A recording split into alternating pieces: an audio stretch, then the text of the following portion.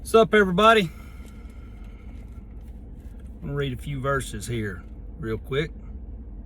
Psalm 139, verses 17 and 18 says, "How precious to me are your thoughts, O God.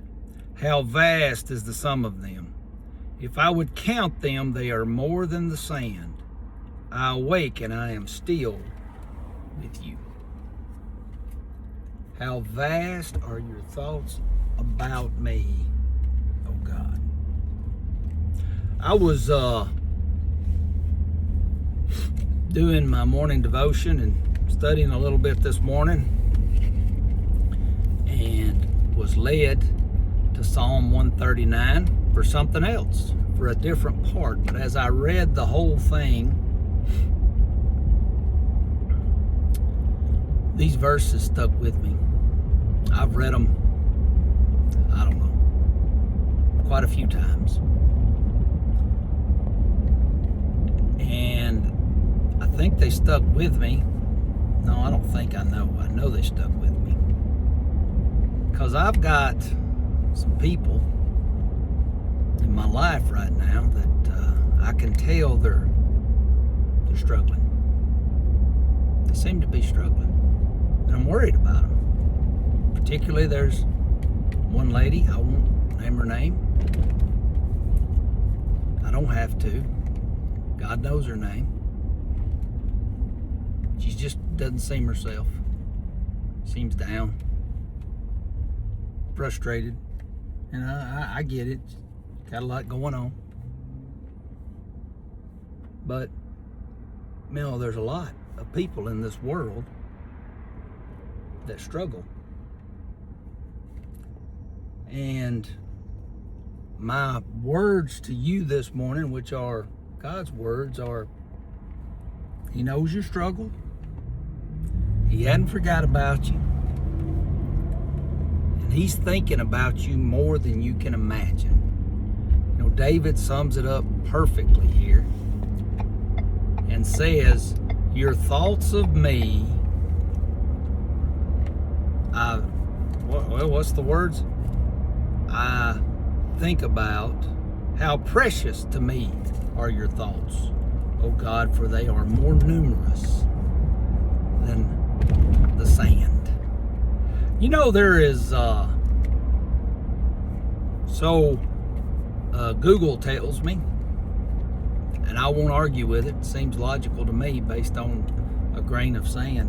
There are between 100 and 300 million grains of sand in a 5-gallon bucket.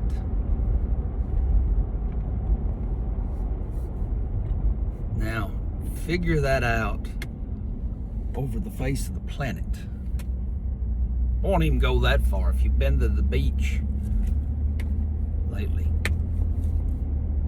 you know, look to one end of the beach and the other end of the beach, and how many 5-gallon buckets of sand are there on that beach?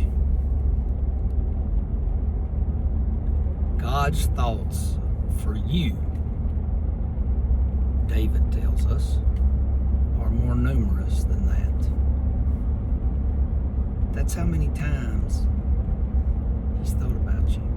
He thinks about you. And you're thinking, "Kevin, that's impossible." No, it's not.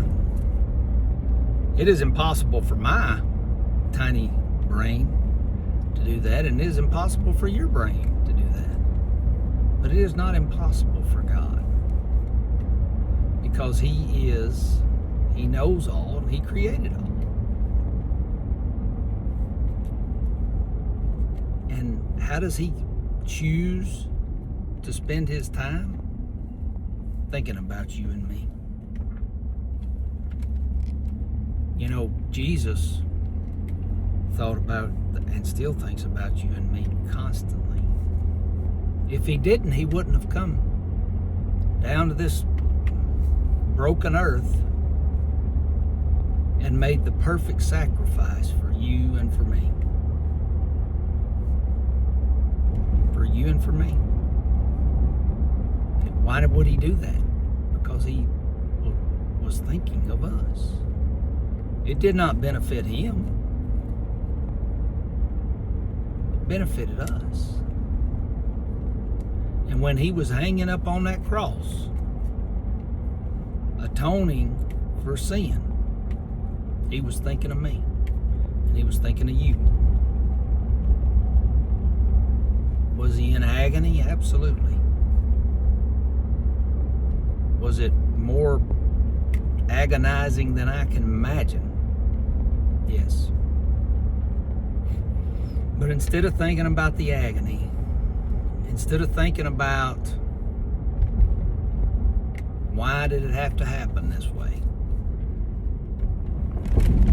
he was thinking, I'm doing this for Kevin. I'm doing this for Kevin. And I'm doing it for everyone that's listening. How do I know that he was thinking about others? What were some of his last words? Father, forgive them, for they know not what they do. They know not what they do. Forgive them. He was worried about, and you say, well, he was talking to the crowd there. No, he was talking to me. He was speaking up for me and for you and asking God for forgiveness for us. Because that's what he does. He doesn't think about himself, he thinks about us. So, just a few short words of encouragement this morning. I don't know if you need it. Actually, I do. You know, I'm not you just stumbled upon something for no reason. Yeah, I understand everything is weaved together in God's perfect plan. How do I know it's perfect? Well, we couldn't mess it up. And yeah, that's the great part about grace. I can't mess it up. I can't mess up more than God can extend grace. Can I get discouraged? Do I mess up? Absolutely. More than we can talk about, more than I want to talk about. But the great news is I can't mess it up. God has a plan. God has a plan for you, and he has a plan for me. Is it always the way I would hope it would be? No. But it's still his plan. And I still trust it, and it's still the best plan for me. So, God bless you. I love you. Praying for you. I hope you would continue to pray for me. And I hope you have a great day.